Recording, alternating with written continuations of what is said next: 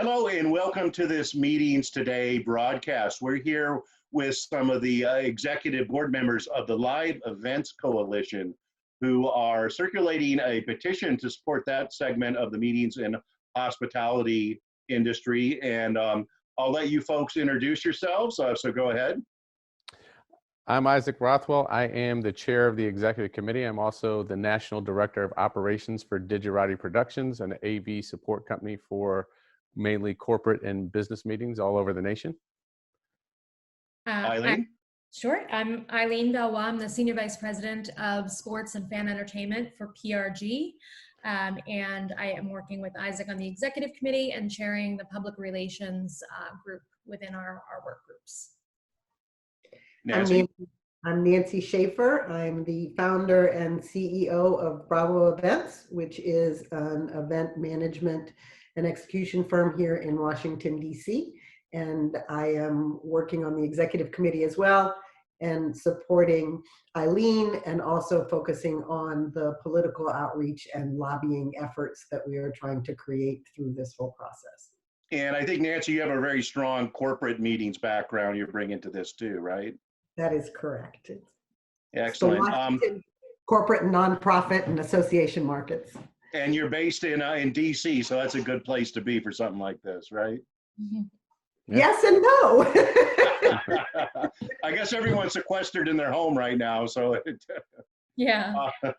Well, why don't we start off with just describing who your members are and what kind of constituency you represent.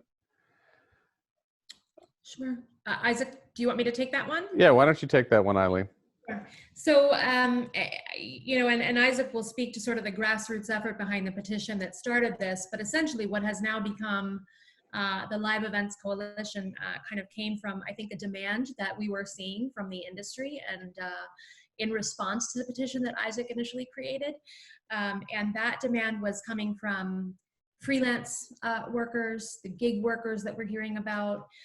It was coming from subcontractors, small contractors of all kinds, meeting planners, whether they're corporate association, production companies like myself, florists, wedding planners, everything in between, basically, that makes up the live events industry.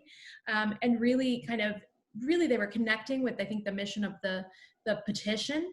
And sort of wanting to come together as a group. This is unprecedented times, and it's impacting not just one segment, it's impacting every single segment of live events. Our business came to a complete halt overnight while they were still staying in hotels and still traveling on airplanes and still going to restaurants. Live events stopped overnight. And so for us, I think that there was just this need to come together and support each other. And so our constituents now really come from every single sector, from touring, performance, Broadway, to corporate meetings and everything in between.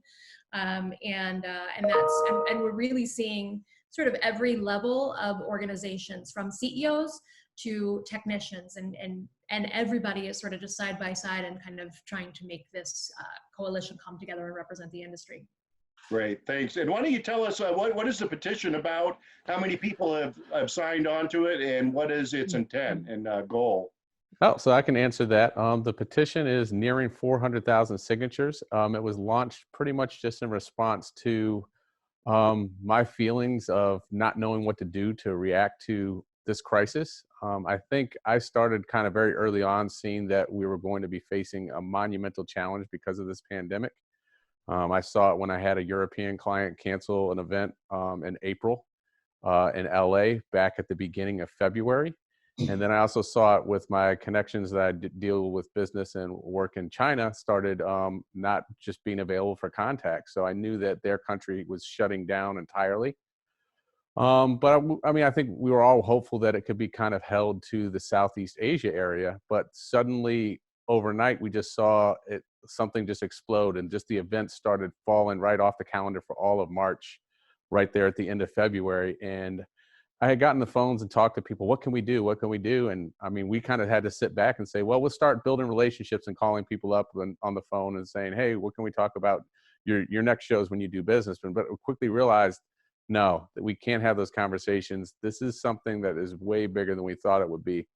And so after hearing the president's address a couple Wednesday nights ago when he first really addressed the country.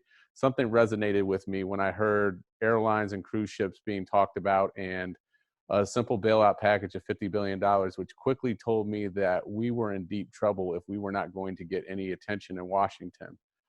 So the next day, one of my business partners, he brought up to me, he said, you know, you said something that resonated with me. We're kind of hopeless right now. We don't know what we're going to do, having to lay off all our employees and make decisions of what is the longest number of months we can survive without having to go bankrupt, without having to lose our homes. And he said, you know, what can we do in this time? And something that I said resonated with him. And he said, you said that we can build relationships, and I think you should go write a petition. And I said, you know what? I think you're right. So I sat down, and about a matter of 2.5 hours, I did 30 minutes of economic research on what our bailout should be, which I don't necessarily, I stood by then, but I think it has to evolve over time. I put down the passion I felt kind of in my heart and from the knowledge that I saw of how this was going to impact the industry. And it just flowed really well. I let my wife proofread it, as she was my proofreader through grad school. And I shot it out to the internet, and of course there's a few more edits, and all of a sudden I was, you know, up all night, and like, I think I went to bed at 4 a.m. I was like, oh my God, there's almost 15,000 people who have signed this thing. And that's kind of when I knew this thing is going to take off and kind of resonate with people. And so kind of what happened after that is that then phone calls started coming in from people like Eileen. She was one of the first people that actually reached out to me, and just people on Facebook. And all of a sudden I was starting to have, you know, one person asked what they could do. I didn't really know at the time, started thinking about it and researching. I said, well, why don't we call and talk about it on Saturday? And all of a sudden I had 5 people. I said, oh, there's 5 people. We're just going to do a Zoom call. I can't have 5 conversations. And so that's kind of what got the ball rolling on the petition. But as far as what the petition is about, it is about giving a voice to the desperation we felt, and we still feel. I think we're dealing with it. We're kind of got a little bit over it, but it was that huge shock. But it was about getting all of us to connect and kind of basically tell the world we are this invisible fabric that holds the nation together in business meetings and social meetings of family and in entertainment that creates culture. And it's all supported by hospitality. Excellent. And I can't help but see like certain corollaries between what you guys are doing and really just sort of started this whole effort because of a crisis that was immediately facing you. And really in the sort of the where we're coming from in our industry, corporate association meeting planners, we had a similar thing happen during the Great Recession and with the big economic stimulus and bailout. And there was a lot of scrutiny put on corporate meetings, calling them junkets, et cetera.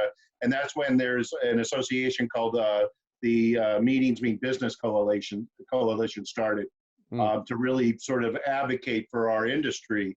And they recently met with President Trump and key members of the association as part of a larger industry advocacy group. Have you reached out to anyone like that to sort of join under their umbrella, or any other meetings, traditional meetings industry associations? So we're attempting to reach out to anybody and everyone that is involved in this. The live events industry, and the challenge that has always existed is that it's always been very splintered. So you had meetings, you had events, you had hotels, you had production. And what we found in this emergency and catastrophe is that when the plug was pulled on all of us, from meetings and down to weddings and everything in between, large sporting events, all of it, that there was no one voice as Isaac spoke. So we're attempting to reach out to that particular organization along with PCMA, MPI, some of the other large entities that the industry technically supports. So, you know, Right. Without all of us, there's no need for venues and hotels. Without us, there's no need for organizations like CVent and other high-tech types of organizations. What we have run into is that sometimes we are looked at as, oh, you're just kind of the little guys. And what we're trying to do is make sure that the umbrella, while Meetings Means Business is a really important organization, the truth is we really kind of need people under our umbrella because it encompasses anything that is a live event. And we connect people. And, you know, yes, when they pulled the plug on corporate meetings and said they were junkets and they were fun, we regrouped and refocused, but we impact so much more even outside of our industry. If you just take nonprofit organizations who are supported by live events, whether they're massive sporting events that have a philanthropic partner or direct galas that we produce or meetings. So our reach is really far. And the challenge that before all of this, and it's continuing, is making sure, as everybody said, our voice is united. And Meetings Mean Business, I don't think quite yet really quite realizes who we are, but they are definitely on my list because they are local. And, you know, it's a lot of outreach. You know, we talk a lot about the fact that the events industry, our plug was pulled and we were shut down instantly, followed by everybody believing that when you plug us back in, poof, we start over again, and we don't. And that's what makes us so unique and so different, and how far reaching we are. So we are trying desperately to connect with all of those organizations who are also really busy doing their own lobbying and promotion efforts. And go ahead. I'm sorry, Eileen. If I could just jump on to sort of pick up with what Nancy was saying.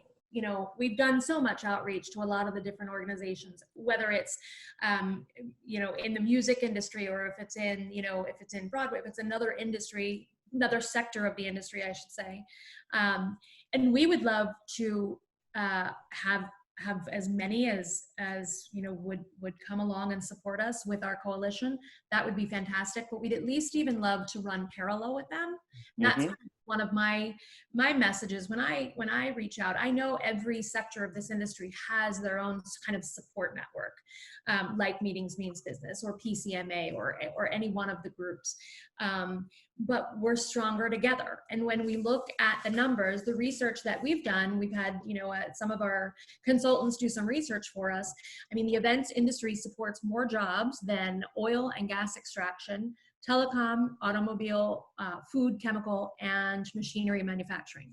When you think about that and you let that register for a second, that job loss impact and the economic impact for us, the revenue loss and the job loss, if we were all to kind of run parallel together, even if we're under one coalition or if we're just partners, that I think is the critical piece. We don't expect anybody to sort of abandon what they're doing or their platform, but would love to partner with them so that we can show sort of everybody in the federal government and the country what it really means, what the live events industry really means. And that it's more than planners and producers. You know, it's everybody that supplies us with everything. All of our suppliers, and some of them really small businesses, are out of business right now. And so that's kind of the piece that I would say when it comes to these industry associations, just to build on that. We're doing a ton of outreach, but we'd love to just even, you know, kind of link elbows with them to represent the industry. Because, you know, as you said, the industry doesn't run without you guys involved in it either, right? True. Basically. You scratch my back, I scratch yours. Together we make a difference and we can make change. Yeah.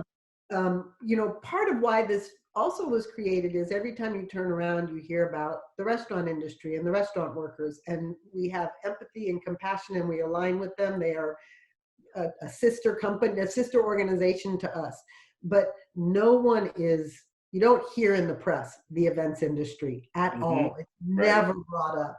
So you hear about the hotel industry or the Convention and Visitors Bureau, you might hear about a convention. You don't hear about the events industry because it's not seen that way. So part of the mission is to make sure that the world hears our voice and sees us. You know, we're used to being behind the scenes. I joke, we're the Wizard of Oz, behind the curtain, and if you see us, we have screwed up, right? Our job is to make it work and be miracle workers. So we've been behind the scenes for so long, we now have to step in front of that curtain. And if we can align with all of those organizations that you are mentioning and that we know exist, we are going to be more powerful. Every lobbyist that we've talked to said it's in the numbers. You have to have a really strong combined effort. And where can people find out more about this effort and perhaps sign the petition? They can visit our website. It's getting built every day. The website is www.liveeventscoalition.com. And we'll send that over too as well, so you have it in text. But it's very important you do go up to the website. You can sign up to be a supporter and enter your information, but there's also links to sign the petition. So it's not just the petition. We are also developing a platform kind of what we're standing for. A mission statement is up there. You can learn more about us on that. And I think you'll also be very surprised about the team and movement we've kind of put together behind this.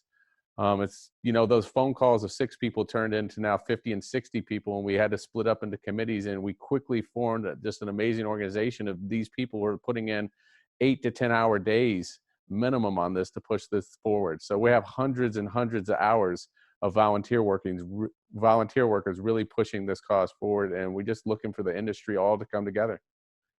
Wonderful. I also think it's really important to note, Tyler, that in addition to what we're doing on the 40 to 50, there are chapters and coalitions opening all over the place. DC has a coalition. Our coalition was formed with 7 people, and last week's webinar had 200 people. There are small chapters all over the country, and our hope is to collect them, support them, and provide them with the information that they need. Somebody that's in, you know, a small town in North Carolina may have very different needs than any of us in Chicago, Boston, and DC. And so we will advocate, we want to support, and we want to be inclusive of everyone. And I think that that's critical. So the signing of the petition is important. Please try to avoid the donation at the very end, because unfortunately that does not come back to the organization. That stays with the platform that the petition is sitting on, and that's a little bit unclear in their marketing. So we want to make sure that people who are giving understand that it's not coming to us. Right now we are operating 100% volunteer on a 0 budget. Great. Well, thanks for joining us, you guys. I really appreciate it. Thank you. Absolutely. And good luck with everything. And I'm excited to see how this turns out. And after this crisis is over, hopefully soon, and we all get back to work, hopefully, to see the momentum keep going with the Live Events Coalition. So thank you for joining us. Thank you so much. Thank you so much, Tyler.